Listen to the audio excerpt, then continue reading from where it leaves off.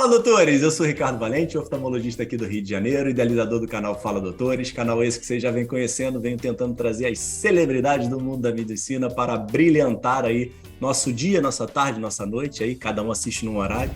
E vamos continuando aí, hoje chegando ao nosso episódio número 101, com muito orgulho e muita honra, doutora Laura Schezzari, médica pediatra, uma super gestora de saúde, grande defensora da qualidade, mestre e doutora em saúde pública pela USP, professora da GV, consultora do Banco Mundial, já foi diretora da ANAP, trabalhou em vários hospitais aí pelo mundo, no Hospital São Paulo, Einstein, Sírio, muita coisa para a gente conversar. Atualmente, gerente nacional de educação corporativa da United Health Group. Super prazer e privilégio. Muito obrigado pela presença. Fala, doutora Laura, tudo bem? Oi, Ricardo, tudo bem? Prazer, obrigada pela apresentação aí delicada e otimista. E Não, bem-humorada. maravilhoso. Não, tava aqui os currículos extensos, né? São sempre uma dificuldade, né? Porque eu tenho que ficar lendo isso daqui tudo aqui. Eu tento gravar, mas ainda estou ainda muito longe aí de ter uma apresentação aqui de convidados tão ilustres aqui que têm aparecido aqui pelo canal. Obrigado, Laura, pelo tempo aí, pela oportunidade aí de a gente poder conhecer a tua história e escutar um pouquinho. Mas vamos com tudo, doutora Laura. Me conte, onde a doutora Laura nasceu e como é que sua origem aí familiar, aí acadêmica, conta um pouquinho para a gente aí do teu início de vida. Tá, então, eu nasci em São Paulo, então sou uma paulistana típica da Gema e de família, né, do lado do meu pai de origem italiana. Então, e o meu pai nasceu num bairro típico de italianos em São Paulo, mas o lado da minha mãe é um lado paulista quatrocentão, que tem tudo que a gente pode imaginar das etnias que originaram o povo brasileiro. Então, teve índio, teve ex-escravos africanos e portugueses, né? Então, eu diria que eu devo ter, assim, uma boa mistura. Tá? Então, tem de Quantos tudo um pouco irmãos? por aqui. Eu tenho 5 irmãos, eu sou um dos 4 do meio, então eu brinco que, na verdade, eu não sou ninguém, porque um dos 4 do meio, se um que é do meio reclama que é filho do meio, imagina 4 no meio, não é? É uma dificuldade mesmo. E me diz um negócio, como é que era a composição familiar de vocês? Todo mundo sentado na mesa, era aquela família gigantesca italiana, meio típica italiana, era uma família mais polida. Como é que era esse momento de infância de vocês? Vamos assim, é raro, assim, classe média paulistana, então assim, meu pai vem de uma família humilde, né? Então, na verdade, não era nada polido, mas meu pai foi o primeiro dos filhos que foi para a universidade, ele teve 11 Ah, irmãos, que né? legal. Então, é um cara que venceu na vida, né? Que fez faculdade tarde, que terminou a carreira como presidente do TRE em São Paulo, né? Então, é uma história bonita. E daí a gente acompanhou esse desenvolvimento. Ele não era tudo isso quando a gente nasceu, ele se tornou, né? Então, assim, é uma família que tinha regra, né? Imagina ter assim, alguém que é advogado e que vira Sim, juiz, sim, e sim. assim, e que foi tratado assim. A minha mãe era muito boa também para colocar as balizas na educação, e a educação ficou por conta dela, porque ele só trabalhava. Mas refeição sempre é uma coisa sagrada. E acho que essa é uma coisa estruturante na vida das famílias, né? Hoje eu percebo que as famílias modernas não necessariamente têm o ritual da alimentação. Isso faz toda a diferença, ainda mais com a concorrência Todo. dos celulares, né, Ricardo? Não tá fácil para pai e mãe, né? Não, não, não, totalmente. Eu vou falar, não, eu tenho essa dificuldade grande, sentar todos os quatro, eu tenho 2 filhos, né? Sentar os quatro todos na mesa para dividir aquele momento, e é que é tão importante, né? Eu acho que isso a gente está. Muitas famílias têm perdido, eu me coloco aqui como culpado dentro desse processo, mas temos que rever. Acho que a gente tem que ter tempo para mudar isso daí, e é legal que você teve uma história, eu tive também. Em casa meus pais sempre foi desse jeito, todo mundo sentado junto. E me diz um negócio, acesso a escola, estudos, escolas públicas, escolas particulares, todos os irmãos estudaram da mesma forma, como é que funcionava isso na vida de vocês? Tudo junto e misturado. Então, os meus pais eram defensores da escola pública, porque eles tiveram acesso à escola pública de qualidade. Então, eles fizeram tudo para que a gente pudesse estudar em escola pública, até que eles perceberam os limites, que eu sou da geração que percebeu nitidamente a transição de uma escola, quando eu entrei, que era melhor e que foi se degradando.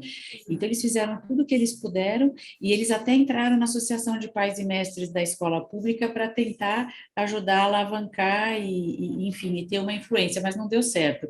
E daí, à medida que a gente chegava, à medida que a gente ia terminando, que na época, né, era o primeiro grau, a gente, eles aos poucos, com 6 era difícil, iam colocando numa escola melhor.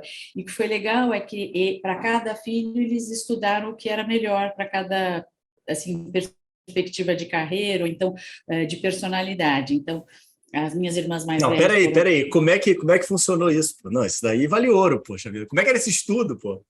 Não, o estudo era assim, eles viam se o filho queria estudar bastante ou não, né? Então, Tá. e qual era, e se era uma pessoa que conseguia estudar e se concentrar. Então, um exemplo, o meu irmão, assim, o terceiro, que é o acima de mim, ele tinha um espírito mais aberto e ele não gostava muito de estudar. Então, eles perceberam que não adiantava colocá-lo numa camisa de força, que ele seria muito infeliz. Daí eles ficaram, meu irmão sempre teve muitos talentos manuais, né? E ele era bom de, assim, ele, sei lá, ele era bom para fazer peças mecânicas, torno mecânico e tal, e eles foram atrás até achar tinha uma escola Senai, aqui em São Paulo ainda existe, suíço-brasileira, que era de mecânica de precisão. E ele foi para lá.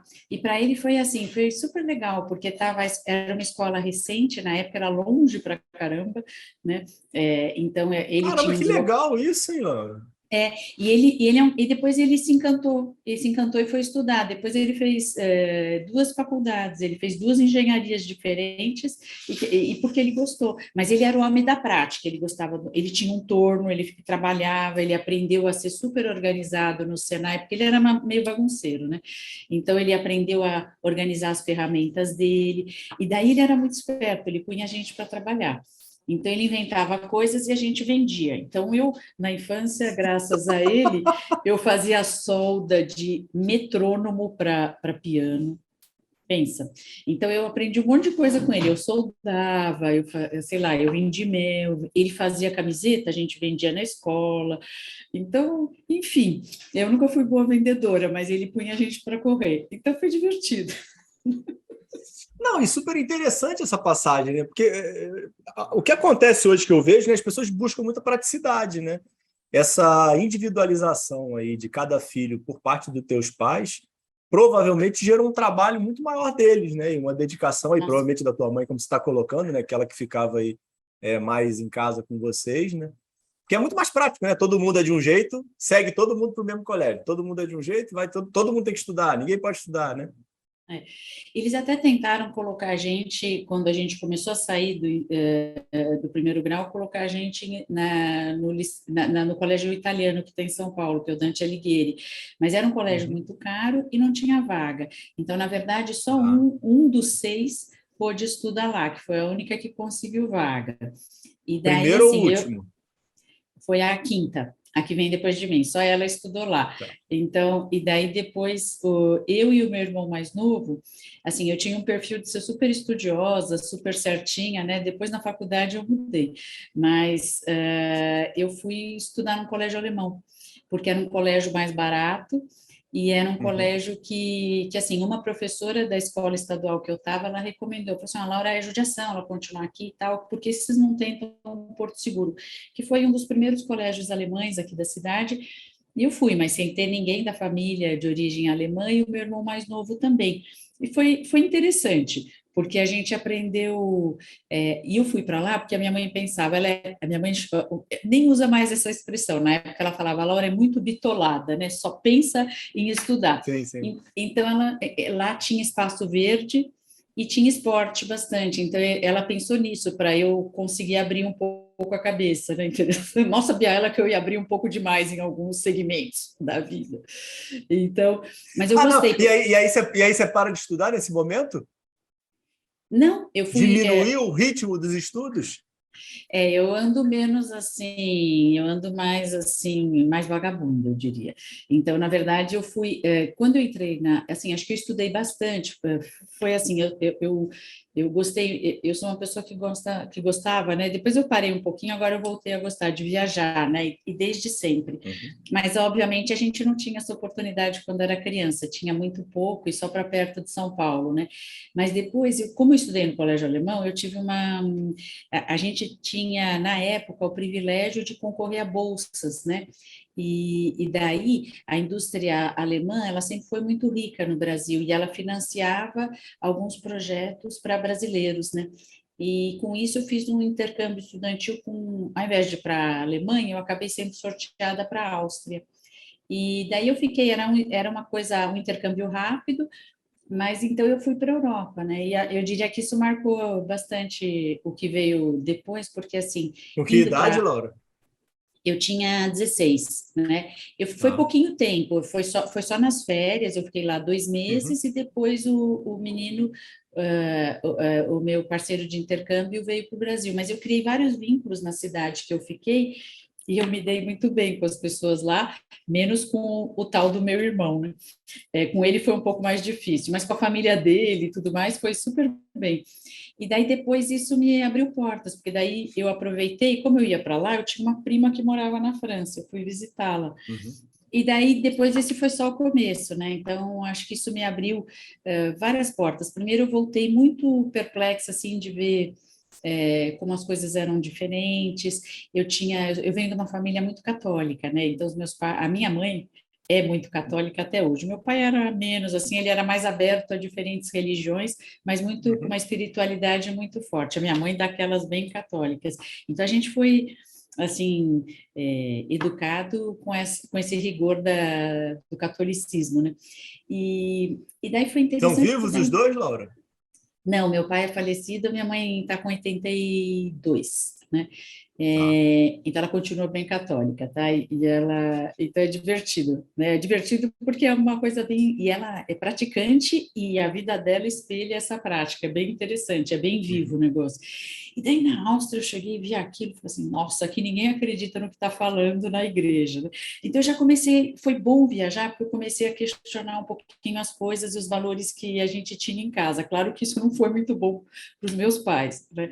Mas é legal porque isso abre assim algumas perspectivas e de todos, né? Éramos 8 em casa, eu fui a primeira que viajou, nem meus pais tinham viajado ainda. Então, eu sempre fui meio assim de abrir caminhos, né? E nesse sentido, na família, pelo menos rumo ao internacional. E daí depois, então isso foi bem legal, esse intercâmbio, e depois na volta eu voltei com preguiça de estudar, porque eu vi que a vida era mais interessante do que os meus livros, né? Então na volta eu sofri um pouquinho, e eu estava lembrando disso outro dia. Eu sempre tirava notas muito boas. E na volta eu não queria estudar. Eu tirei a pior nota numa prova de química, que eu gostava muito de química. E Uhum. daí foi com muito orgulho que eu tirei uma 2, porque para mim era um teste poder tirar uma nota ruim, né? E saber que era só estudar, que era só, né? Enfim, então também essas coisas. E na faculdade eu estudei menos, Ricardo, porque eu sou daquelas assim, eu entrei, eu fiz Unifesp, Tem né? médicos na família? Quase não, assim, nesse núcleo menor não, né? Mas assim, eu tinha uma prima só, assim, minha mãe tinha um primo mais distante. Eu tenho uma prima que é cardiologista, que tudo mais, que foi quem eu fiquei em dúvida entre duas faculdades. Ela falou, sem sombra de dúvidas, vá para a Unifesp, né? Então, Por que aparece a medicina na tua vida? Você consegue olhar para trás e encontrar esse motivo, esse propósito? eu acho que está atrelado à minha formação, né, assim, de fazer o bem, de tentar servir aos outros e tudo mais, né, então acho que tinha um pouquinho isso e também uma vontade de mudar o mundo, né, Ricardo, que a gente, sendo idealista, Uhum. você acha que com a tua prática, com a tua profissão, você pode, talvez, contribuir para que a coisa seja menos pior. Na época eu não tinha essa visão de que era tão difícil a vida e o mundo, mas eu Sim, sim, imaginei, sim. eu imaginei que eu tinha a ideia de viver no coletivo, de servir o coletivo, então eu tinha essa vontade. Eu cheguei a pensar em fazer direito, né? Porque também com direito você pode fazer várias coisas, né? Mas daí rapidamente eu me decidi pela medicina Teus enfim, eu irmãos fui. fizeram, Laura, direito? Eu tenho, de todos, eu tenho uma irmã que fez como terceira opção. tá? Ela tentou matemática, largou, depois ela fez pedagogia, fez mestrado em pedagogia e foi fazer direito e hoje é juíza, né? E é a única, depois de resto, ninguém. Tá, Né, tudo bem. meu pai E o, brincava que todo mundo ia fazer, todos os filhos iam fazer direito. Como ninguém quis fazer, ele falou, não, todos vão fazer como segunda faculdade. Só ela fez. Não, não, é muito comum esse lado, né? Eu venho conversando com as pessoas e aí tem esse. Ou segue o pai, né? Ou a mãe, né? E segue a profissão de casa, ou então vai para algo meio que oposto, né? Porque às vezes tem um lado. Eu estava fazendo um episódio outro dia, agora me fugiu de quem foi. Me desculpe aqui a minha lástima. Mas o que ele colocava era que muitas vezes você queria uma profissão diferente porque o seu pai não foi tão presente com você, então você queria ter alguma coisa diferente, apesar de ter dado bens materiais, mas você queria que ele fosse mais presente fisicamente. Ou então era amargo pelo trabalho, né? Teve alguma desilusão com o profissional no meio. Você vê isso de alguma forma ou não? Não, não, de jeito nenhum. O meu pai, apesar dele ter terminado a carreira dele como juiz, ele não era juiz de carreira. Então, ele fez outras coisas antes. Então, Ah, tá. ele foi professor universitário, ele foi advogado, depois procurador do Estado. É no final que ele entrou para a carreira de juiz. Mas, assim, o que eu lembro é que, como ele tinha muito filho, e eu até hoje lembro quando eu saio da GV tarde, eu falo assim, nossa, como ele aguentou 17 anos, começando a dar aula às 7 da manhã, trabalhando como procurador do Estado e dando aula até às 11 da noite. Foram 17 anos, né? Então, assim, Caramba, então eu entendo que com 6 filhos você tem que dar um jeito. Não, né? E aí, com 6 filhos, já tem aquele esquema que um filho ajuda a criar o outro, né? Mais ou menos, né? Porque a gente é um atrás do outro, imagina. 2 anos de diferença, não ajuda, né? Só Então era atrapalha. um caos mesmo, era uma anarquia total nisso daí. Tá, me diz um negócio, e como é que são os anos de faculdade? Você estava falando da questão da escolha, né? Você escolheu o quê? Era Unifesp USP que você tinha, que era a tua escolha? Não, era a Unifesp Santa Casa, e eu tinha uma boa Tá, tudo bem. percepção da Santa Casa, porque a Santa Casa, ela tinha a reputação na minha época de uma medicina mais humana, né? E eu tinha um Uhum, médico uhum. próximo, né, que tinha sido meu médico, que era formado pela Santa Casa, eu gostava da abordagem dele. E daí obviamente que os meus pais falaram, não, você tá louco, a gente não vai pagar Santa Casa. Mas enfim, foi a minha prima que falou assim, e ela tinha feito Unifesp, ela é uma cardiologista conhecida e tal. Ela falou assim, nada, nada, nada, você vai para Paulista. E foi a melhor coisa que eu fiz, assim, eu amei fazer Unifesp porque eu aproveitei bastante foram os anos dourados, foram da faculdade. Então, sem dúvida alguma, tudo que eu aprendi, que eu sei hoje, eu devo à Unifesp. Apesar de não ter feito a parte de gestão lá, eu sou muito grata à formação de base que eu tive, né? E como é que foram aí teus anos de faculdade? Eu tava vendo aqui no teu CV, você fez faculdade de 86 a 91, né? Então a gente está colocando aí que você meio que se constituiu como médica, amadurecendo junto com o SUS, né? Exatamente. Na verdade, eu entrei um pouquinho antes, porque eu parei 2 anos. Eu falei que eu gostei do mundo lá de fora, então Aham. entrei em 84 e finalizei em 91. E daí eu parei, na minha época, tinha algumas pessoas estranhas em cada turma, e eu me incluo entre elas, tinha 2 por turma, mais ou menos, que paravam e ficavam, tiravam um ano sabático ou 2, né? E Tá. ficavam rodando o mundo, e foi o que eu fiz, né? Poxa, que Eu fiz. legal! Como é que foi isso? Foi legal. Foi assim. Eu levei muito a sério a minha vida acadêmica no sentido de pertencer a uma. Na época era uma escola, só era a Escola Paulista de Medicina e a Escola Paulista de Enfermagem, só tinha as duas. Eu peguei a virada para a Unifesp, né? Quer dizer, já estava constituído, mas a gente não conseguia achar que ia se tornar o que ia acontecer hoje.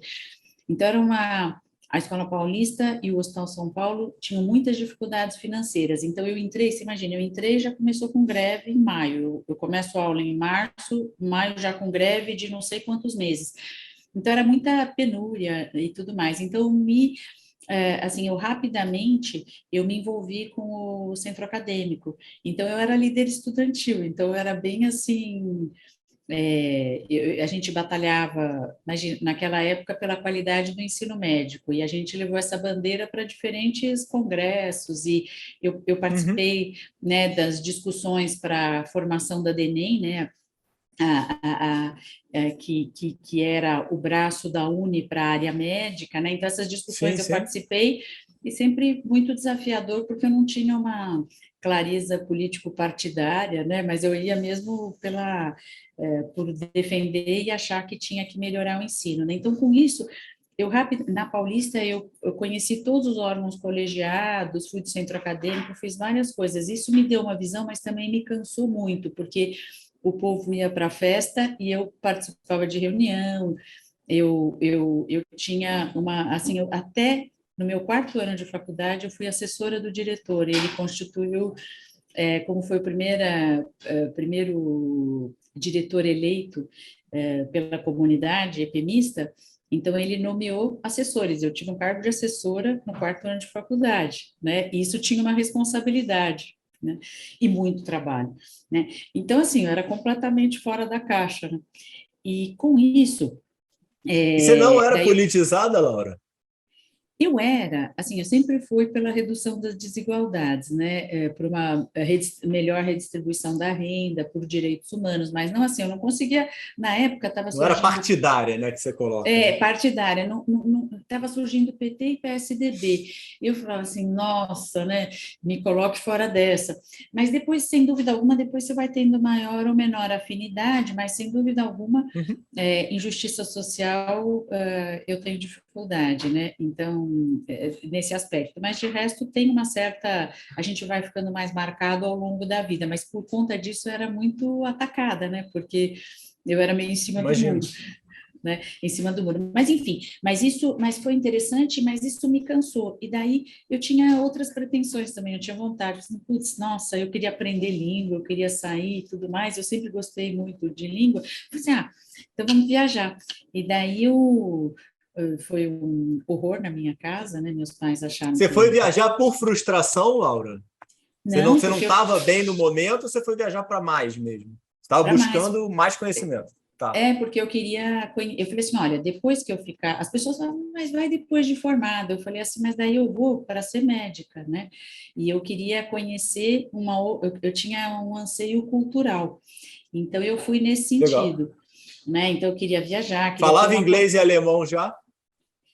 e francês, né? Então eu falava um pouco de alemão, um pouco de francês e um pouco de inglês. E isso foi assim dos irmãos eu sempre gostei, e o meu pai fez tudo que ele pôde para de alguma forma eu aprender línguas. Então fui a única que inicialmente foi atrás. Os outros vieram depois, alguns, né? Não todos. Uhum. Mas francês sim, porque francês, o meu pai, ele tinha assim, ele tinha algumas coisas contra a supremacia do inglês, e ele achava que a gente tinha que ter uma visão mais assim humanista. Uhum. Então, por conta disso, ele achava que a gente tinha que aprender francês antes de aprender inglês. Então, os seis aprenderam francês. A gente foi testado. Tinha uma filha de uma amiga da minha mãe que estava fazendo aliança francesa, e ela falou: posso testar o que eu estou aprendendo nos seus filhos? E a minha mãe falou: pode. E dela testou. Então foi um negócio interessante, mas enfim, daí eu fui pegando as dicas dos colegas, né? Então na verdade eu quis fazer, eu fui trabalhando, meu pai não podia, não tinha como ajudar na época, ele ainda não era juiz, né? Então ele não podia Não, ajudar, isso que então eu estava aqui. Eu estou curioso aqui. De onde veio esse dinheiro, pô, para essa viagem aí de tanto tempo? então foi assim, eu consegui juntar o dinheiro só para passagem. Tá? E eu tinha o dinheiro para pagar a passagem, que eu fui vendendo mel, vendendo camiseta na faculdade, ok? E daí Do eu seu tinha dinheiro irmão. do meu irmão. E eu tinha dinheiro para passagem, mas não tinha dinheiro para ficar lá. E na reta final, os meus pais eram contra eu viajar, mas eles ficaram com medo de eu não ter dinheiro lá.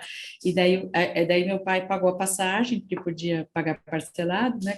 E daí eu levei o dinheiro, eu tinha US$ 1.000, para passagem, que é o que custava na época, né? E daí eu fui com os US$ 1.000, eu levei os US$ 1.000, que era o que eu tinha para ficar lá, e daí eu acabei ficando 2 anos. Mas eu logo arrumei Não, emprego, peraí, logo de Laura. cá. Peraí. Você foi com US$ 1.000 para ficar quanto tempo? Tinha algum planejamento nessa viagem? Não, não tinha. Era Eu fui. mochilão? Não, eu sabia, eu tinha alguns contatos, alguns telefones e pessoas conhecidas, e eu fui arrumando um emprego, fui trabalhando, né? E depois eu consegui pagar curso, inclusive, de língua e tudo mais. Mas assim, eu trabalhava como babá, como faxineira, então foi interessante. Caramba, que legal, Laura. Nunca ia Tem jeito para imaginar tudo. isso. Pô, não, muito, muito, muito, muito interessante. E É, aí, e aí você fica 2 anos nessa foram, batente. mas eu viajei muito também. O que que eu fiz? Na verdade, assim, eu E a peguei, faculdade trancada. Não tinha faculdade, não tinha trancamento. As universidades federais, na época, não sei se hoje tem, mas não tinha trancamento. Eu repeti por falta. Como eu já sabia que os meus colegas que me antecederam e que eram os meus informantes sobre esse tipo de viagem que me inspiraram, eles repetiram por falta, eu também repeti por falta, né? E depois eu voltei e terminei a Entendi. faculdade 2 anos depois. Mas foi interessante porque, assim, foi uma super lição de vida, né? Porque, primeiro, você, classe média no Brasil, e você chega, você vai ser babá, vai ser faxineira, Uhum. então você aprende a... Inaceitável, né? Para a comunidade É, aqui no país, né? não, minha mãe queria morrer, né?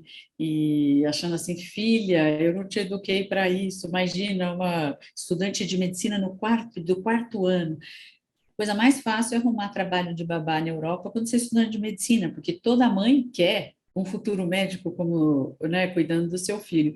E eu consegui fácil. Então, eu trabalhei, e legal, eu trabalhei em casas legais, assim, eu era um negócio que chama Jeune Fille au Pair, que é uma pessoa que normalmente o hemisfério norte tem essa figura, que é uma jovem estudante de outro país, estrangeira, que vem aprender a língua e mora numa casa de família classe média alta, e ela ganha um salário baixo, mas ela mora na casa e ela trabalha, são 4 horas por dia, depois que a criança sai da escola até os pais voltarem do trabalho.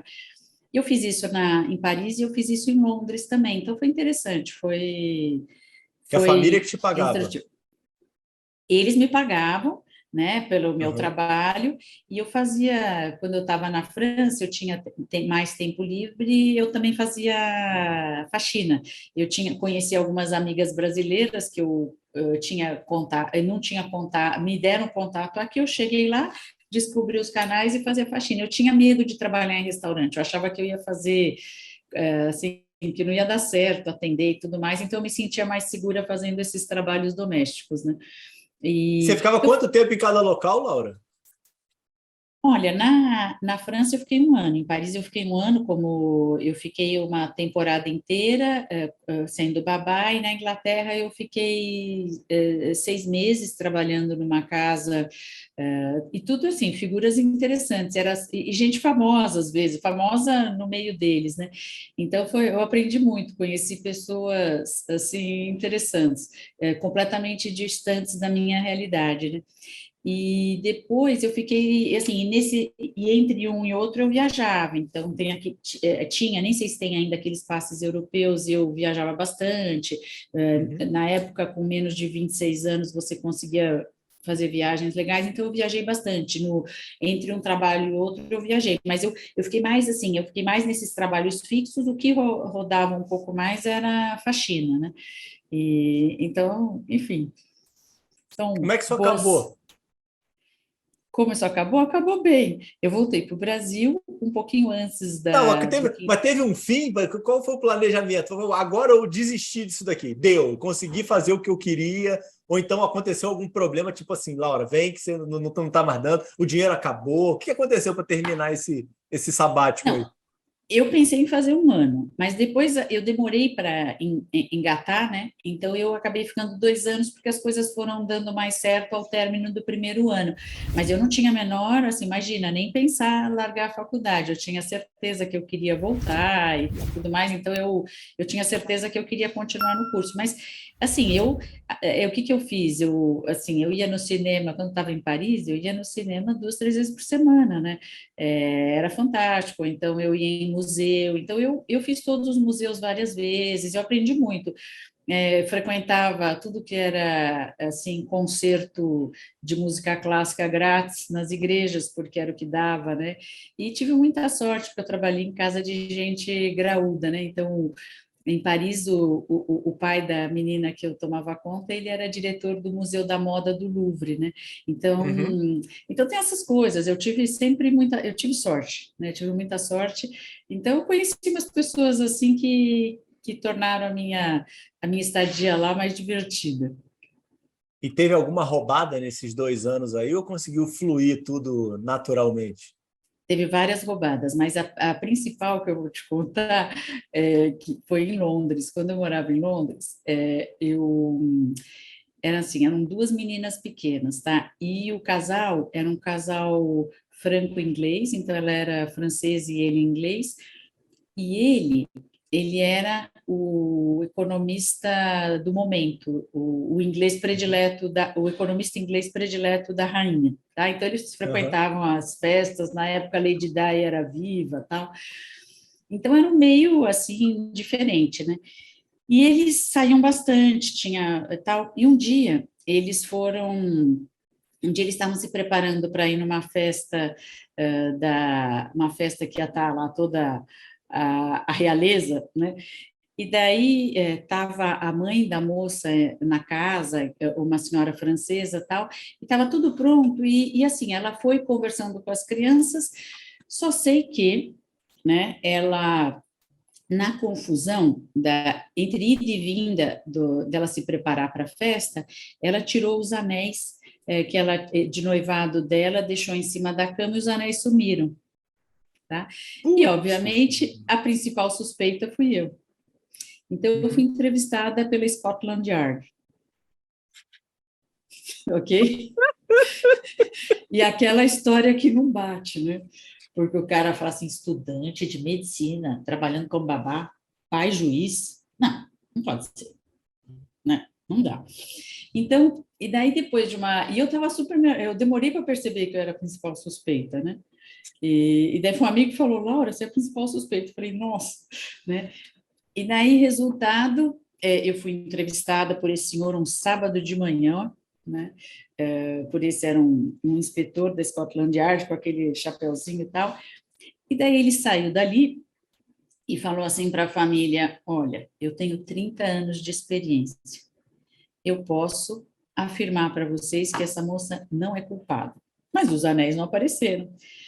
E eu já estava querendo ir embora, assim, estava chegando a época de eu ir embora, e eu não pude. Eu falei assim: agora que eu não vou embora, vou ter que esperar um pouquinho Uhum. mais. Eu só sei que os anéis não apareceram.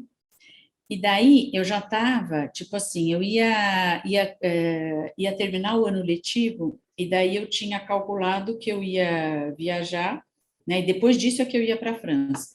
Então, isso devia ser fim de junho, né? Isso era fim de maio, né? E daí, fim de junho, eu já estava querendo sair, falei assim, e agora, o que eu vou fazer? Daí o casal foi num casamento de fim de semana, e na hora que eles foram preparar a roupa para o casamento do fim de semana, os dois baixaram no meu quarto à noite aos gritos, assim, felizes da vida, porque eles acharam os anéis. Os anéis, olha só, a menina mais velha, ela, enquanto a mãe se preparava para ir na festa da rainha lá, ela colocou os anéis dentro assim, porque tem aquelas embalagens de meias de mulher, ela colocou lá dentro, a mãe não pôs aquela meia e não percebeu, pôs na mala, o dia que ela foi pegar para um outro casamento, ela achou. E foi assim que eu fui salva. Que situação, hein? Caramba. E Ah, esse daí os exemplo meus. é maravilhoso, né? Você vê como é que pessoas são injustiçadas, né, nessa história, né? Mas eu não fui injustiçada, porque eles foram gentis, mas depois que aconteceu isso, eles fizeram questão de me convidar para um grande finale, né? E daí o que eles Ah, fizeram legal. fomos os três numa super ópera e depois a gente foi jantar fora. Então foi legal, entendeu? Então tem essas Entendi, coisas assim. entendi. Então a vida já foi mais divertida, Ricardo, Tá. e mais E, leve e também. aí, e aí sua volta para a escola? Como é que foi a Olha, sua volta com a escola com outra cabeça, com outro time? Você devia estar completamente perdida quando você volta, não querendo mais aquilo, não aceitando o modelo, ou não? Estava tudo bem? eu voltei deprimida. Eu deprimi quando eu cheguei, né? Mas Ah, assim, imaginei. eu não tinha percepção dessa depressão. Então, foi muito útil porque eu tinha engordado bastante na viagem. Emagreci, que foi uma beleza. Eu devo ter perdido assim uns 10 quilos em 2 meses. Foi ótimo. E daí, na época foi ótimo. Foi ótimo. Assim, eu fui me preparando, mas foi difícil, porque quando cheguei na faculdade, assim, eu adorava a minha turma de origem, e daí a outra turma, até você construir os laços e encontrar o seu caminho e tudo mais, então eu demorei uns 6 meses para chegar, né? O corpo chegou, mas a alma não. Uhum. 6 meses depois eu estava bem, enfim, aproveitei bastante. Os 2 últimos anos eu adorei o internato, né? Que é a melhor fase, né, Não da teve dúvida de faculdade. ficar por lá, Laura? Nenhuma, nenhuma, nenhum momento. Nunca Ah, pensei nisso, tá? Então, e depois eu resolvi fazer pediatria, porque daí eu percebi que eu tinha esse lado mais, assim, de gostar do coletivo, de ter esse senso de comunidade, como eu tinha quando estava no movimento estudantil, mas eu achei que pediatria me dá uma formação mais generalista do que se eu fizesse saúde pública ou preventiva, alguma coisa assim, que todo mundo achava que, como eu era muito alternativa, né? Para não dizer que eu era louca, ou que eu ia fazer saúde pública, ou que eu ia fazer psiquiatria, né? Porque eu andava com essas pessoas, as pessoas que eram mais fora da caixa, né? Mas eu me dava bem, no geral, eu tinha uma boa relação com as pessoas.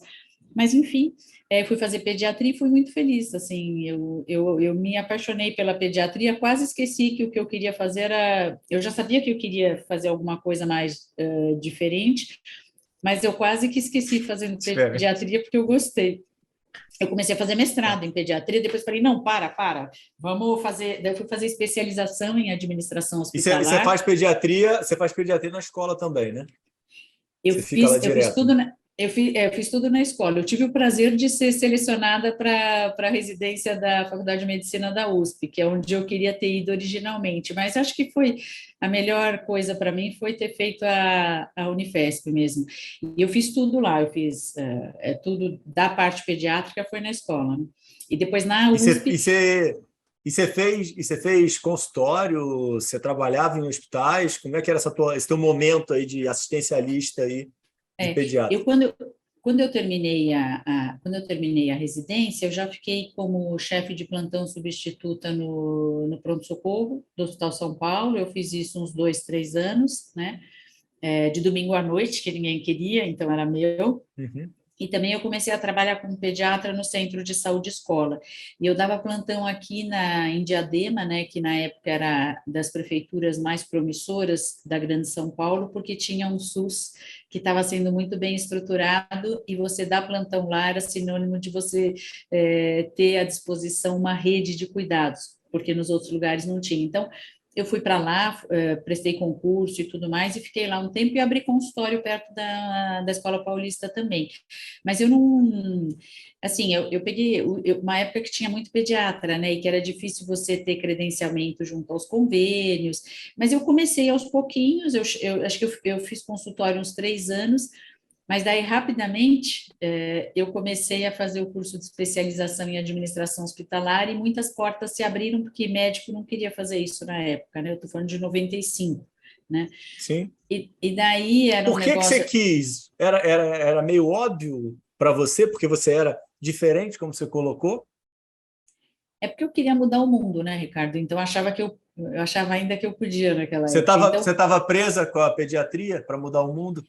né, não, pediatria você faz um atendimento individual e eu queria ter uma ação que impactasse um número maior de pessoas. Então, a minha preocupação era mais ou menos isso, né? Quando você quer quando você quer que as coisas caminhem, e eu, dando plantão, ficava muito revoltada, porque você falava assim, nossa, como pode uma mãe vir com uma criança enrolada de madrugada no frio por conta de uma escabiose, né? Sim, sim. Ou coisas assim, ó. Então, o que que você faz se você vê uma criança que é hipertensa, com 8 anos de idade, que não tem um cuidado horizontal adequado, né? Então, eu via essas coisas, eu ficava assim. Então, foi mesmo na ideia de mudar, e por isso eu fui fazer curso de administração hospitalar, porque eu achei que era por aí, né? E, na verdade, eu achava que eu fosse fazer um curso de especialização em saúde pública, e daí, trabalhando na pediatria, eu falei, não, é hospital mesmo, ou alguma coisa mais na gestão de serviços de saúde. Então, eu fui fazer, e na Faculdade de Saúde Pública da USP, que fica do lado da Faculdade de Medicina, em Pinheiros, ela é onde nasceu um pouco a administração hospitalar no Brasil, e onde, assim, eu conheci pessoas notórias, como o Gonçalo Vecina Neto, Ana Maria Malik, que foram meus professores, que são pessoas, o Gonçalo, ele foi o cara que montou a Anvisa, né? A Ana Maria Malik, que é a referência de gestão aqui da GV, e que, enfim, é conhecida e tudo mais. Então, e tive aula com outros também, né? Maria Lúcia Lebrão, que é a pessoa que começou a estudar idoso no Brasil. Então, eu tive essas pessoas por perto, e depois eu acabei coordenando o curso que eu os apoiava na coordenação do curso que eu fiz, e a Marcos Kício, né? Você está fazendo um curso que tem a ver com a Kellogg, o Marcos Kício, ele foi diretor da Kellogg para a América Latina e o Caribe durante muitos anos, né? Ele foi meu orientador de mestrado. Então, pessoas muito diferenciadas, né? E o Marcos me mostrou o mundo das ONGs. E eu trabalhei uma época depois, durante o meu mestrado, ele me levou para trabalhar com ele. Eu trabalhei com capacitação gerencial de organizações não governamentais. Então, eu descobri isso também, achei legal, né? E era tipo, você tinha E desde o braço, continuava sendo pediatra no meio dessa história toda? dando plantão, né? Aí você pegou as skills do teu pai, né? Que trabalhava num monte de local, ficava o dia inteiro aí. Mas daí chegou num momento, assim, chegou quando eu comecei a trabalhar de verdade mais na gestão e comecei a viajar, daí como consultor fica difícil você ter consultório, você dar plantão, então, na verdade, eu saí de Diadema, eu fiquei uns 3 anos nessa vida, eu fiquei uns 3 anos fazendo um monte de coisa, e depois eu resolvi me direcionar para a administração hospitalar. O começo foi difícil, porque você tem um baque, né, de sair um pouco da assistência, mas eu nunca estive distante de um serviço de saúde. É agora que eu estou um pouco mais distante de serviços de saúde. Eu saí do HG, né? Eu estava até o início da pandemia lá, e saí em agosto, setembro de 2020, né? Tá. E daí assim, então era o lugar que eu tinha, a gente fez toda a preparação dos hospitais dos hospitais do HG para encarar a Uhum. pandemia, capacitação e tudo mais. Daí eu saí, e daí hoje eu até tenho um pezinho numa organização hospitalar, mas no lado de ensino, né? Eu coordeno um curso PROAD no Sírio, né? Um curso de qualidade. Então, assim, então eu me afastei, é a primeira vez na vida que eu estou distante. Vamos ver quanto tempo eu aguento, Ricardo. Porque eu adoro um serviço de saúde. Tá, mas teve um momento específico dessa cisão em que você larga o esteto mesmo e vai para a gestão e tipo, isso aqui é o meu caminho, ou foi acontecendo naturalmente, não teve um dia, não teve um momento de escolha. Foi acontecendo naturalmente, mas ao mesmo tempo o que começou assim, a dificultar os plantões e consultório foram as viagens. Eu comecei a fazer consultoria por indicação. Na verdade, eu comecei a fazer consultoria com o Gonçalo Vecina, né? Eu tive o Uhum. privilégio da minha primeira consultoria ser junto com ele, né? Ele não podia ir, ele me mandou, e Pô, isso começou aconteceu mal, hein? outras. Comecei super mal. Então, era assim, você chegava no lugar, eu dava um diagnóstico, ele chegava e falava assim, tá tudo errado, na frente de todo mundo, assim, ai, que bom. Mas é assim que se aprende, todo mundo ria, porque era divertido, porque eles eram amigos, mas eu era a única que não conhecia ninguém muito bem, mas eu aprendi um pouco, assim, realmente o Gonçalo é uma escola à parte. Isso daí no mestrado já? Você já estava no mestrado, já estava no doutorado? Em que fase da tua vida que você ficou Isso foi no fazendo mais mestrado. consultoria? Eu fiz, Tá. vira e mexe faço E aí você fica consultoria, fazendo mas consultoria até hoje? hoje eu estou só como consultora do Banco Mundial. Eu parei de fazer consultoria, não dá mais tempo, porque eu aumentei a minha carga na GV e tudo mais, mas eu fiz consultoria, olha, na verdade foi nessa época e de vez em quando eu faço, mas eu dei uma parada, assim, já faz alguns anos que eu não faço. Né? Só se acontecer alguma coisa aqui pela GV, eu estou muito mais hoje no ensino e a consultoria do Banco Mundial tem um conteúdo de pesquisa que é interessante também, né? Pelo menos as que eu estou envolvida. Então consultoria sabe, de rever, assim, de consultoria para Eu gestão vou. de serviços de saúde Deixa menos. eu. Deixa eu acelerar, porque na verdade, você está colocando, eu nem ia falar disso agora, mas eu estou curioso. O que é a consultoria do Banco Mundial? Define isso daí melhor. Tipo, é muito distante da minha cabeça. O que um consultor do Banco Mundial faz? Um médico consultor do Banco Mundial faz? Tá, então, o Banco Mundial, na verdade, eu fui trabalhar no Banco Mundial por indicação do Zé Henrique German, né? Porque, na verdade, ele estava na secretaria e surgiu um projeto super legal. O banco, ele tem, o que ele faz? Tem uma parte do banco que financia projetos na área pública nos países e tem uma parte que financia projetos na área privada, né? E daí, na época, o banco estava começando uma parceria com a Secretaria de Estado da Saúde de São Paulo para avaliar o desempenho do sistema de saúde do Estado. Tá? Então, o Tá. banco normal, ele tenta trabalhar no nível nacional, mas dependendo do momento político do país é mais difícil, ou dependendo do interesse do Ministério da Saúde. Então, o banco estava trabalhando, ele tem várias ações com os governos de estado e às vezes tem com a União também. Mas nesse projeto para avaliar o desempenho dos serviços de saúde, desde o início a ideia foi na Secretaria de Estado da Saúde. Então eu trabalhei com um grupo, a gente fazia avaliação do desempenho assim, eles têm uma série de, de checklists, né, de manuais para avaliar o desempenho, a gente fez isso. Daí depois tinha um foco muito grande, um projeto tinha um foco avaliar o desempenho da atenção primária, outro era do sistema de saúde com a ênfase na qualidade do cuidado. Daí hoje eu estou num outro projeto, que é um projeto interessante, que é um projeto que tenta ver, a ideia é chegar numa proposta de gestão de pacientes com múltiplas morbidades crônicas, né? Que esse é um super desafio hoje dos sistemas de saúde. Então, é um projeto multicêntrico para América Latina, então tem Colômbia, tem Uruguai e tem Brasil. Né? E daí eu coordeno o projeto para o Brasil, então a gente levantou dados, a gente vai visitar serviços, entrevistar pessoas que trabalham com isso e propor um modelo. A Colômbia já está um pouco mais adiantada nisso, então a consultoria, assim, é você pensar em como você estuda o país e você propõe algumas modificações. E às vezes eles têm uma proposta, tipo assim, às vezes se eles tiverem um modelo já pronto, eles falam assim, ó, vamos tentar implementar, vamos ver se o país quer. Então, tem um trabalho grande de conversar com vários interlocutores, de fazer a negociação.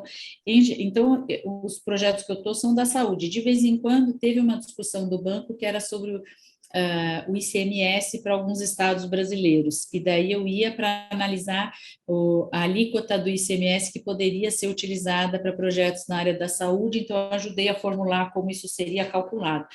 Então, tem jeitos diferentes de entrar, mas é um projeto legal, é, eu voltei no banco, né, quando eu tive essa possibilidade, o projeto era com uma pessoa que eu já conhecia, mas eu não sabia, né, uma pessoa que foi meu professor na Faculdade de Saúde Pública, um economista brasileiro que é economista sênior do banco. Então, são projetos interessantes, você conhece gente diferente, então, a consultoria é isso. Então, né, assim, você, na verdade, tem um lado de pesquisa grande, mas tem um lado também de deixar um legado para o país. Tá, maravilha. E me diz um negócio, por que você volta para a Europa depois aí dessas estruturas? Como é que são esses cursos aí que você vai buscar depois do doutorado? Depois do doutorado, o que eu voltei para a Europa foi assim, daí vem a minha vida pessoal, né? eu fiz doutorado, Eu não te depois, perguntei, enfim, não, peraí, não te perguntei disso, de vida pessoal. Isso daí tem amores no meio dessa história, tem relacionamentos aí isso daí a sempre gente não tem. casou mesmo. Verdade, poxa. Sempre tem. Então, tem vários, mas digamos assim, que nos últimos 20 anos, foi bastante, nos últimos 20 anos, eu acabei, meu lado internacional ficou um pouquinho mais exacerbado, porque eu Tá. comecei, assim, eu tenho, o meu marido, ele é francês, né, e eu conheci em congressos internacionais, né, e daí, então, isso desde 2001. Então, eu fui morar fora porque era mais fácil eu ir do que ele vir. Então, eu fui em 2000, eu fiquei de Entendi. 2000, eu fui para a França em 2001, daí depois eu tive dificuldade, porque os filhos dele eram Peraí, pequenos, eu não tenho... tô olhando as datas aqui, peraí. Você É, termina o mestrado em 99, né? isso, eu terminei o mestrado em 99, daí depois eu conheci, eu já conhecia de longe de congresso o meu marido, porque ele era palestrante dos cursos do IHI na França, né? Que ele trabalhava Perfeito. na tipo Anvisa, também é médico, tipo Anvisa da França. E daí em 2001 a gente se reencontrou num congresso, a vida tinha mudado e um professor americano apresentou a gente, que já tinha, ele já tinha apresentado, e daí a gente se reencontrou em 2001, e daí rolou, né? E daí eu fui para lá um ano depois, mais ou menos, e fiquei lá até 2000, fim de 2008. Então, eu voltei para o Brasil começo de 2009 e ele voltou comigo, né? Que ele nunca tinha morado no Brasil e tudo mais, e os meninos já estavam maiores, né? Eu não tenho filhos, o Jorge. Então, eu tenho dois enteados que na pandemia viraram meus filhos, né? Por conta dos reveses da vida, né? E daí. Uhum. Então, estou voltando do casamento do mais velho agora, foi recentemente em julho. E daí, por conta disso, depois ele veio para cá. Então, eu continuo com um contato grande, principalmente Não, com a e você França. trabalhou? E você trabalhou nesse período aí de Europa? Opa! Você fez. O que é esse curso de gestão internacional que você fez? Então, esse curso eu fiz, foi assim, eu fui para lá, quando eu fui eu não tinha Hum. nada, né, mas era mais fácil eu ir do que ele vir. E daí eu fui no começo, eu fiquei terminando o meu doutorado, né, e daí Tá. depois eu terminei meu doutorado, escrevi ele lá, e daí depois eu arrumei, eu trabalhei numa consultoria francesa, Uhum. que, né, de pessoas que E ele me você não apresentou. tinha vínculo aqui, Laura? Quando você Ah, foi, eu pedi, por foi assim, esse amor aí?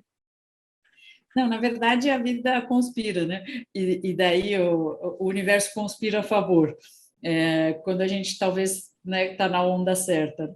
E daí o que aconteceu foi que eu estava foi uma encrenca quando eu conheci, porque eu estava numa posição super confortável e super boa no Einstein, né? Então eu não sabia muito bem como ia fazer, mas eu ia ter que pedir demissão.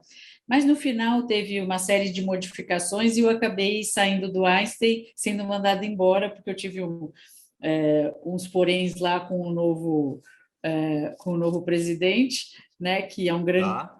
e querido amigo oftalmologista, o Cláudio Lotenberg, e eu acabei saindo de lá e fui reencontrá-lo depois no HG. Né? E, Tá bom. mas enfim, mas daí, então eu fui. Ele sabe disso, né? Isso não é uma novidade, não, né? Não, ele sabe, ele sabe que ele, não, que ele sabe o quê? Ele sabe que eu morei fora, ele sabe um monte de coisa, né? Então a gente teve uma boa parceria no início da vida dele, antes dele ser eleito no Einstein, e daí depois é que a área que eu estava não é uma área que foi questionada no Einstein e tudo mais, e na verdade a área que eu estava foi extinta e teve uma Tá. mudança provisória e eu não aceitei muito a outra possibilidade A que me deram. recolocação, entendi. Então foi isso que aconteceu. Mas eu também já estava precisando ir embora, já estava na hora, assim. E daí eu trabalhei com consultoria lá na França no começo, e depois eu estava com dificuldade, que a França é difícil da gente trabalhar, e eu fui só para ficar um ano. Eu estava achando que ia voltar rapidinho. Eu falei, não vou fazer revalidação de diploma nem nada, acabei ficando 7, né? Mas daí eu fui para a Não, Suíça. peraí, você ia voltar rapidinho que você ia trazer o marido de volta? Era Eu isso? achava que sim, eu achava que sim, eu achava, não vou ficar tanto, né? E daí acabei ficando 7 anos e fui Mas trabalhar tinha ainda. essa conversa, Laura, entre Ai, vocês? né? Porque, De tipo, porque eu voltar, morar no Brasil? Ou foi tem, porque acontecendo? não, tinha, porque o Jorge é um cara, ele é um cidadão do mundo, é um cara muito viajado, o pai trabalhou em mais de 60 países, então tem esse espírito, né? Então ele era mais difícil ainda do que eu, do que se fixar, mas assim, tinha eu na minha cabeça, sei lá, eu não sabia se ia dar certo, né? Porque eu fui, mas na dúvida, porque é outra cultura e tudo mais, tinha os meninos pequenos, né? Então tinha essa dúvida também. E também não sabia se eu ia conseguir uma boa colocação lá, mas eu era jovem, né, Ricardo? Eu podia. E Não, mas daí, peraí, eu quero fazer uma... Como é que é o nome da sua mãe? Maria Lúcia, Malu. Dona Maria Lúcia, qual foi a reação de Dona Maria Lúcia quando você foi contar isso para ela? Bom, ela, assim, no começo, quando eles viram que eu ia, eles, assim, eles acharam que era um pouco precipitado, mas eles gostaram muito do Jorge, então não teve muito problema, né? Então, deu tudo Eles certo, já mas eu estavam fui lá. habituados com você, né, Laura? Não, eu sempre fui assim, certamente dos 6 eu dei mais trabalho. Você imagina por quê, né? Porque eu não parava quieto. Sim. Tá, maravilha. E me diz um negócio, antes de você entrar aí na tua colocação lá na França, que você ia falar e eu te interrompi de uma forma muito indelicada, você já tinha trabalhado no Sírio aqui também? Ou foi teu momento só Einstein nesse... Não, antes de ir, o que eu tinha trabalhado, eu já tinha começado a trabalhar com qualidade, eu trabalhei no Hospital São Paulo com qualidade, trabalhei com Tá, consultoria e trabalhei no Einstein, né? Então, eu não trabalhava no Sírio, o Sírio foi na volta. tá, tudo bem, maravilha. Então vai, encaixa aí o França. E aí, como é que você se encaixa lá? Depois de quanto tempo que você se encaixa? Foi Na rápido? verdade, foi mais ou menos. O primeiro ano eu fiquei terminando o meu doutorado, fiquei um ano terminando, procurando alguma coisa. Na época a gente mandava carta, currículo e tudo mais, e nada de resposta, né? Até que eu consegui daí tinha uma pessoa que poderia me contratar por uma consultoria, mas estava muito na dúvida se eu tinha capacidade ou não, se eu ia me dar bem com o cliente, porque era uma consultoria grande do Ministério da Saúde, com vários hospitais na França toda envolvidos, e daí eu me dei super bem com esse grupo da consultoria, e no final, no momento em que ele me ofereceu um cargo fixo de consultoria, era em Lyon, a consultoria, eu acabei Uhum. sendo chamada, porque eu estava já aflita, que eu tinha acabado o dinheiro, precisava começar a trabalhar. Daí eu tinha me apresentar, eu tinha mandado meu currículo para um processo seletivo nos hospitais universitários de Genebra, na Suíça. E eu fui chamada. E era uma proposta mais interessante em todos os sentidos e tudo mais, e eu fui para lá. E eu fiquei 5 anos nos Hôpitaux Universitaires. Então, foi uma escola assim, de readaptação, resiliência e readaptação constantes. E aí, é diferente? Nossa, total, né? Então imagina, É? uma alma irrequieta como era a minha, né? Querendo mudar tudo sempre, o tempo todo. Imagina, chega no país da solidez, do nada muda, né? Não sei o quê. Então foi muito difícil, né? Foi muito Tinha difícil porque coisa eu para queria mudar, Laura? Ou era tudo perfeito? nada perfeito, nada perfeito. Então, só para você ter uma ideia, assim, o meu choque é que, assim, tinha coisas que eu tinha vivido em hospitais brasileiros, principalmente no Einstein, que não tinha lá, né? E uma experiência que eles não tinham. Então, era difícil, foi bem difícil eu me ajustar culturalmente, sempre é difícil. É um hospital que tinha, assim, na Suíça, na saúde, você trabalha com várias nacionalidades diferentes. Lá tinha gente de tudo quanto é país, né? E, e daí, assim, foi difícil, mas no final eu entendi que eu tinha me dado bem, mas daí eu achava que era um pouco. Eu estava buscando outra coisa, né? Ao término de 5 anos, eu até acho que eu aguentei muito mais do que eu imaginaria, Mas daí o Jorge ele queria vir para o Brasil, porque ele falou assim, olha, eu tenho que ir antes que seja tarde demais, que ele é um pouquinho mais velho que eu, e falou assim, ó, se eu não for agora, eu não vou aprender a trabalhar em português. Então, a gente veio para cá em dezembro de 2008, mas eu também tentei, eu não queria voltar, eu queria ir para outro país, né? Eu tentei o OMS, eu tentei basicamente o OMS, mas daí eu vi que não era fácil, né? Mas, né? Não, acontece, né? Não era para ter acontecido, poxa vida. Não, eu Se você até me. tentou fazendo certo desse jeito, né? Não, mas imagina, eu me candidatei para o MS e não consegui, mas eu me candidatei para um cargo da OPAS em Brasília Aham. e acabaram me chamando para ir trabalhar não em Brasília, né? Porque daí eu comecei a preparar a volta, né? E daí me chamaram para trabalhar no Haiti. Era para eu ter estado no Haiti no momento mais terrível que o Haiti teve. Eu tinha, eu Caramba. é, e daí na verdade, eu queria ir, né? Claro, louca, né? E eu queria ir. Daí o Jorge falou assim: Laura, você tem noção de como é a vida no Haiti? Eu falei assim: bom, Você não conhecia o Haiti, obviamente, né? não, eu nunca tinha ido, mas o ponto dele era diferente, é uma ex-colônia francesa. Ele falou assim: ó, tem um francês sequestrado a cada X minutos. Ele falou: eu não posso ir para lá. Ele falou, porque os franceses são altamente visados e é um país a risco. Olha o site do Ministério da Defesa da França e tudo mais. E daí, na verdade, foi por isso que a gente não foi, porque seria inviável ele estar lá como francês. Então, a gente veio para o Brasil. E foi assim que eu fui trabalhar no Sírio. Aí você volta encontrando seu caminho e acaba no Sírio. Eu voltei, mas assim, você sempre dá um perdidão, né? Esses momentos de transição de carreira, toda vez que a gente dá uma guinada, a gente fica um tempo meio perdido, né? Porque é difícil você se. E ainda mais quando você muda de país, você imagina, a mudança chegou uns meses depois, então não tinha onde morar, porque o apartamento estava ocupado, aquelas coisas. Então você, assim, então tem que ter muito assim, muito jogo de cintura e muito, precisa ser muito desapegado também, né? E daí, quando a gente chegou aqui, eu imaginava, eu tinha conversado, eu avisei, ó, pode colocar água no feijão que eu estou voltando, né? Põe meia Uhum. dúzia de brama para gelar que eu estou voltando. Então, eu comecei a conversar com os meus amigos, contatos e professores para sentir. Então, tinha algumas possibilidades, eu falei assim, vejo na volta. E daí, no final, dentre as possibilidades, eu acabei, o Gonçalo Vecina me chamou para trabalhar com ele no Sírio, né? E ele falou assim, ó, a gente está pensando aí num projeto de expansão e tudo mais, e a gente ainda não tem autorização para fazer, mas eu gostaria de ter você na minha manga caso o projeto venha a dar certo. E daí fiquei como assessora de assuntos aleatórios no começo, né, cuidando de uma coisa, de outra, alguns Pô, projetos que ele. esse tal de Gonçalo é um cara importante na tua vida, hein?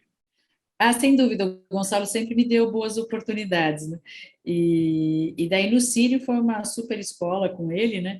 E eu brincava, porque eu perdi a chance de trabalhar com ele na Anvisa, né? Ele não me convidou, mas eu podia ter me convidado, mas na época eu já estava numa fase assim engatada no Einstein, nem pensar sair de lá. E daí no Uhum. Sírio, daí eu comecei a trabalhar com ele, para mim foi um choque de cultura, toda primeira vez que você chega numa organização, um choque de cultura muito grande, e quando começou o projeto de expansão do Sírio, eu comecei a cuidar do projeto de expansão, e depois eu fui responsável pelas primeiras unidades externas, o Sírio Itaim e o Sírio Jardins.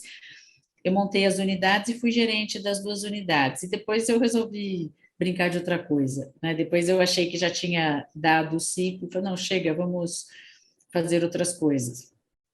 Você gosta desses choques de cultura, Laura, ou você se adapta bem? Olha, quando eu era jovem era mais fácil, né? E a gente vai ficando, assim, é que é real que você perde força, né, com a idade. Você vai ficando, eu acho que a vida corporativa ela é muito, assim, ela consome muito da energia da gente. E o problema não é assim, eu já tenho desprendimento suficiente para saber, por exemplo, tem gente que tem a vaidade, qual o seu legado, eu falo assim, meu, desencana, né? Assim, a gente faz o que a gente pode, e acho que o que eu aprendi é que o melhor que eu posso fazer é vivendo bem, é me dando bem com as pessoas, porque eu não sou eu que vou mudar o mundo, eu já demorou, mas eu percebi, né? Então, assim, então grandes mudanças, assim, hoje mesmo, eu estava aqui, a gente está preparando uma disciplina de graduação da administração aqui, e a gente está discutindo uma das organizações que a gente vai levar os alunos, ela, assim, mudança de gestão, tudo volta para estaca zero. Não tem mais nada do que tinha da gestão antes, né? E organizações de referência, isso acontece. Então, eu já sei que a vida é assim, sai governo, entra governo, as coisas mudam, e no privado não é muito diferente. Processos de fusão e aquisição que estão acontecendo aos montes agora, dá uma reviravolta, isso é muito cansativo. Então, com a idade, você começa a ser mais egoísta, pensar assim, o que eu posso fazer para, enfim, onde eu posso ser mais útil, mas também me proteger de tantos ataques aleatórios, né? Então, como que eu faço? Então, eu gosto eu adoro novidade. Ricardo, meu negócio é novidade, eu adoro novidade, desafios novos e tudo mais.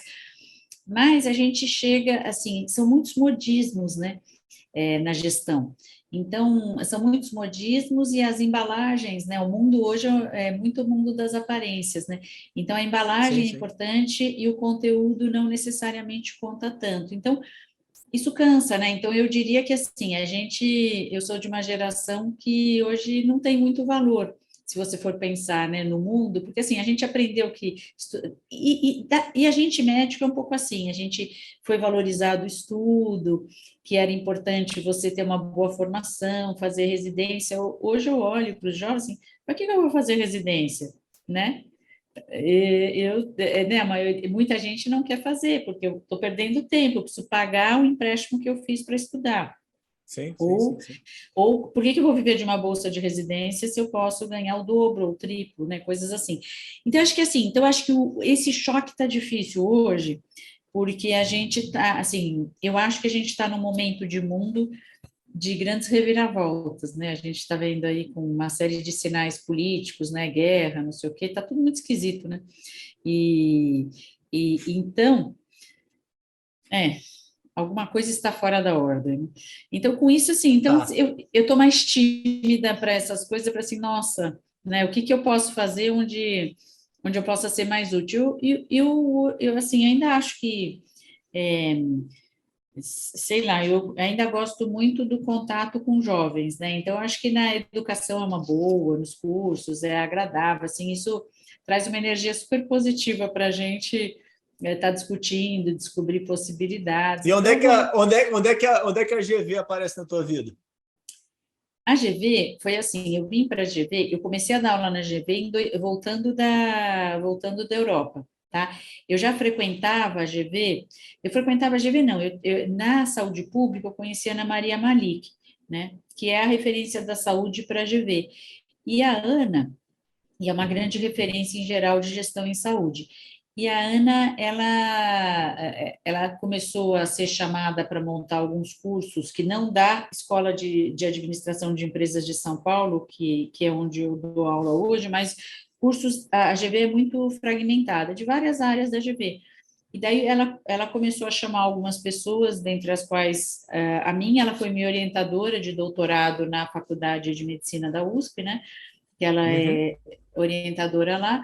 Então, a GV entrou dessa forma, mas tinha um outro ponto, é que, assim, desde que eu estava no Hospital São Paulo, eu comecei a participar do Qualiosp, que é um evento que antes era um evento do Hospital das Clínicas, aqui de São Paulo, e que depois ele começou a migrar entre os hospitais. Quando eu estava no Einstein, em 2001, a gente organizou via Einstein, migrou entre hospitais que eram da comissão organizadora, até que ficou só aqui na GV. Então, entrou também, então eu passei a participar do FGV Saúde em 2009, e daí eu me tornei professora da EASP, né, assim, em 2018 só. E daí, quando foi, na verdade, talvez 2017, por aí, quando Uhum. a Ana Malik montou uma linha da saúde do mestrado profissional em gestão. E daí eu comecei a ser professora desse mestrado, depois me chamaram para outros cursos, então hoje eu tenho uma carga mais importante aqui. E você é cadeira saúde ou é gestão? A gente, então, a gente, a GV tem uma organização departamental, a gente é a área da saúde, todos os professores da saúde, né? A gente tem um centro de estudos, que é o FGV Saúde, então tem um pé no FGV Saúde com atividades não de ensino, mas o nosso departamento acadêmico chama-se administração. Então, é administração em geral, onde a gente está nesse departamento. Então, não tem um departamento da saúde aqui, tem esse centro de estudos. É um jeito um pouco diferente. Tá, me diz um negócio, e outra curiosidade. Onde é que você busca a parte de qualidade que você notoriamente aí, sempre defendeu? Como é que você cai mais para isso? Ela que te procurou, foram nas consultorias e aí você foi mais para essa área? Como é que apareceu isso na tua vida? Então, apareceu quando eu estava no R3. No R3 de pediatria, eu fiz infecto-pediatria, eu fazia a residência e à noite eu fazia um curso de administração hospitalar lá na Faculdade de Saúde Pública. E daí eu tive numa disciplina, né, X, a Ana Maria Malik, que me deu aula, falou de qualidade. Eu achei interessante o tema, vi que era legal, ela tinha uns textos legais para a gente ler, e na sequência ela organizou um curso específico fora da saúde pública, mas ela divulgou e eu fui fazer. Era um curso que foi feito pelo SENAC, né? Em São Paulo, ela organizou com os pós-graduandos dela aqui da GV, e eu fui fazer. E daí, rapidamente, no São Paulo, e daí foi interessante, porque eu estava fazendo o curso de especialização e o Hospital São Paulo tinha acabado de montar um núcleo da qualidade, num conceito antigo de qualidade. Antigo não, é um conceito que existe, um conceito americano, uma concepção de qualidade, que qualidade anda junto com infecção hospitalar. Então, era a comissão de epidemiologia, era a epidemiologia hospitalar, com um dos grandes nomes da infecção hospitalar, né, o Sérgio Wey, e também com o Eduardo Medeiros, né? Então, a gente começou a trabalhar com isso lá, então foi aí que entrou, e daí foi assim, não que uma amiga, uma colega de turma falou assim, nossa, você está fazendo curso de administração, você tem que vir para cá trabalhar com a gente, e daí eu acabei indo, e foi no Hospital São Paulo que eu comecei a descobrir, assim, que tinha essa coisa mais formalizada da qualidade, né? Então, foi interessante você Entendi, fazer isso no lugar entendi. onde você foi formado e que eu conhecia muito bem, né? Então, você imagina a reação dos meus professores. Não, imagino. E me diz um negócio, Laura. Olhando para trás, tiveram erros inúmeros. Quais deles não seriam cometidos de novo? Você acha que pontos aí na tua vida que você não recomendaria aí para os estudantes que possam estar nos escutando? Olha, uma coisa que é mais um aprendizado mais recente é que, assim, na minha época não se enfatizava tanto a inteligência emocional, né? Então, eu acho que é um lado que eu poderia ter desenvolvido e que eu nunca desenvolvi, então, acho que eu perdi muitas oportunidades. Então, esse negócio da gente enfatizar só as hard skills, não adianta, tem as soft skills, né? Então, acho que tem Uhum. isso. Uma outra coisa é a gente saber se comunicar. Eu acho que eu sempre fui muito espontânea, isso mata nas relações, né? Eu sempre fui muito sincera, sincericídio não é bom. Então, acho que basicamente a inteligência emocional que poderia ter mudado. E eu tenho um defeito de fabricação que, assim, eu nunca planejei, assim, eu sou muito desorganizada, mas pior ponto é a minha carreira, eu nunca planejei nada, as coisas foram acontecendo, né? Então, talvez eu pudesse ter, assim, eu com a idade, eu acho que eu estaria talvez numa situação mais confortável se eu tivesse pensado melhor no que eu queria, mas eu Uhum. não até hoje eu não consigo ter clareza. Eu sei que ainda estou pronta para mudar, espero mudar em breve, mas eu não sei o que eu quero fazer. Olha que horror nessa idade, né? Então, assim, ter um pouquinho mais de clareza acho que ajuda, às vezes, ou talvez ter mais ambição. né? Então, as coisas aconteceram sem que eu tivesse metas claras. Eu vejo vários colegas que sabem, eu quero isso, aquilo, eu quero. Eu vejo, assim, tem um amigo que ele planejou exatamente a carreira dele. Hoje ele é CEO de uma grande rede, né? Mas ele pensou passo a passo. Imagina que eu ia fazer isso. Vai tudo assim, né? Acho que Muito informalmente. suas ambições de mudar o mundo são muito grandes. Acho que esse que é o problema. Aí você É, mira então. muito alto, assim, você tá na dificuldade danada de fazer. O mundo tá difícil de ser mudado, né, poxa? Nossa, sem chances, né? Sem chances. Não, dá para melhorar, dá para melhorar. Me diz um negócio. Hoje você considera que tem um certo equilíbrio dentro dos setores da tua vida em relação a família, trabalho, lazer ou não? É só trabalho, é só família? Como é que é isso para você? Ou você É, eu acha que não acho, existe equilíbrio? não, eu acho que dá para ter equilíbrio. O que eu acho é que eu acho que a pandemia a gente perdeu um pouco o pé, né? E eu acho que o trabalho Muito. invadiu muito as nossas casas, né? Então acho que então assim, uma coisa louca, imagina, quem disse que o ensino é uma urgência, né? Então hoje nos cursos, se você não responde o WhatsApp do aluno rapidamente, ele fica furioso, né? Então acho que a gente está vivendo assim uma mudança aí de comportamentos, então, eu acho que está muito desequilibrado, até porque, assim, a gente aqui em São Paulo, bom, acho que aqui no Brasil, né, acho que a gente foi mais castigado pela pandemia, e eu fui muito cuidadosa no retorno por conta do meu entorno, né, então, tomar cuidado com uns e outros, então, acho que né, eu não me expus tanto em ambientes fechados de lazer, né? Então, acho que assim, o que eu dei uma desequilibrada maior na pandemia, como acho que boa parte das pessoas, então acho que tem um resgate a ser feito com os amigos, né? A família, a gente se tornou mais econômico também nos encontros, né? Então a gente está voltando. Mas eu acho que assim, então acho que hoje tem um desequilíbrio, porque eu vejo hoje, assim, eu não sei você, mas eu vejo que todos tivemos muitas perdas, pessoais principalmente, né? E vamos combinar que está todo mundo esquecido, né? Porque se eu brinco assim, que eu oficialmente eu não tive Covid, mas eu tenho todas as sequelas, né? Então hoje foi um dia horrível, assim, as reuniões, as pessoas esquecidas, você combina, as pessoas não lembram mais. Então eu diria que a vida está difícil, né, Ricardo? Então eu diria que o desequilíbrio aumentou até por conta dos legados que a gente está sentindo de médio e curto prazo da pandemia, esquecimento, muita gente doente, então tá confuso. Hoje, assim, eu não estou com todos os cursos presenciais na GV. A gente teve que manter alguns híbridos ainda, porque os alunos não queriam voltar e deu para manter. Então, eu fico menos aqui presencial. Ontem eu dei aula híbrida com 2 pessoas na sala e o resto em casa, né? Então, assim, então não dá para. Então tá desequilibrado, mas eu tenho fé, assim, eu espero que a gente volte a ter um pouquinho mais de equilíbrio. Coisa que eu acho que é a gente, porque que nem eu disse, eu voltei semana passada da França, e fiquei dessa vez basicamente na França.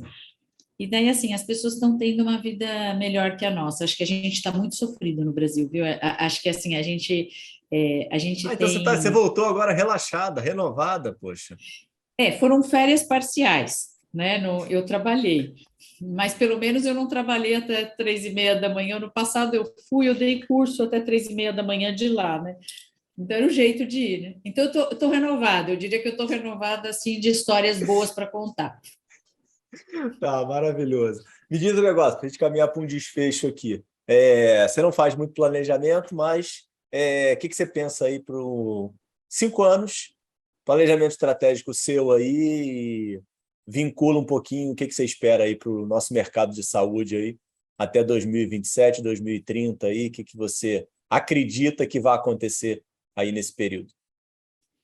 Olha, eu acho que está muito difícil de prever qualquer coisa nesse momento, mas eu diria, assim, está uma confusão eu estava rindo no grupo da minha turma da faculdade, ninguém está entendendo as fusões e aquisições na área da saúde, está difícil para o profissional da saúde que não está na gestão entender, né? A gente também está difícil, mas quem está no cuidado direto está mais difícil. Eu acho que talvez a gente vai ter que ter, assim, uma hora, esse essa intensidade de mudanças vai ter que amenizar, né? Então, eu espero Uhum. que as organizações, essas fusões e aquisições na saúde suplementar levem a um maior equilíbrio de relações, porque a gente está vendo assim, matar o outro, né? Culturalmente falando. Então, espero que a gente tenha um ambiente mais adequado para se trabalhar.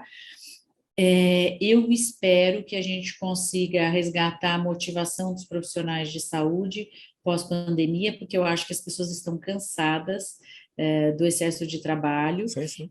Existe um Uhum. desencanto com a área assistencial, então eu espero que a gente consiga, de alguma forma, valorizar as profissões, né? Acho que a gente tem que redefinir talvez o papel do médico, porque está um pouco confuso, né? Você mesmo fala das relações com os planos de Perfeito. saúde e tudo mais, então acho que a gente vai ter que se reposicionar, ao mesmo tempo que a gente tem um aumento impressionante da oferta de mão de obra por conta da multiplicidade de escolas, né? Então, eu acho que a gente vai ter que, pelo menos, dar uma organizada nesse mercado para que a gente não mate a arte do cuidar e que a gente não mate também as nossas profissões e que elas continuem sendo interessantes para os profissionais, para que não aconteça com a gente o que está acontecendo na Europa, que assim, existe um desencanto muito grande com a área da saúde e a gente tem regiões inteiras com vazio de médicos e do pessoal da equipe da saúde, né? Então, Uhum. eu espero que a gente melhore um pouco isso. Eu acho que a pandemia, pelo menos na minha leitura de mundo de sistema de saúde, deixou claro o quão dependente do SUS o Brasil é, né? Então, eu espero que a gente volte a reinvestir no SUS e que a gente continue numa trajetória de sucesso na construção desse sistema, porque de fato, assim, antes eu achava que a gente exagerava, mas pós-pandemia eu tenho a certeza de que a gente foi muito feliz na concepção, né? A vida do dia a dia é mais difícil, então acho que a gente precisa desse sistema e que não é lesivo, né, para nada, ele é fundamental para garantir um país melhor, que não e não sufoca a existência da saúde suplementar, não elimina a necessidade da saúde suplementar. Acho que tem lugar para todo mundo, mas a gente precisa ter os financiamentos adequados e ter as regras, assim, não dá para ser um negócio muito selvagem, né? Eu acho que tem que ter regra, né? E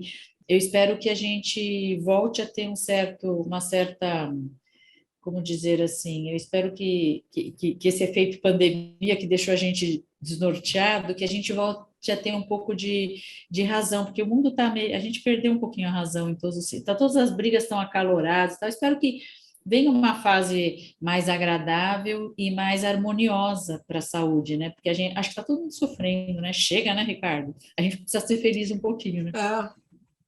Não, e eu acho que esse ponto que você está trazendo é fundamental, né? Eu acho que a gente deveria voltar literalmente a uma saúde suplementar, né? Então, acho que esses 25% da população aí, que até que a gente se inclui nisso, de utilização do serviço de saúde suplementar, né? Acho que deveria ser encarado de uma outra forma, né? E o SUS ser mais estruturado e fazer mais parte da nossa vida, de todo mundo, né? E dividir essa conta aí de uma forma mais homogênea e igual. Eu concordo contigo. Não tá simples, mas assim, eu acho que esse momento a gente estava conversando em off, né, antes da gente começar a gravar, mas eu acho que esses momentos de dificuldades acabam que abrem muitas janelas de oportunidades, né? Que a gente pode sempre ver o copo meio cheio, meio vazio, né? Realmente, não tem como falar que as coisas estão boas, porque elas não estão, né? Mas eu vejo hoje muita oportunidade dentro da medicina e concordo totalmente com o que você colocou.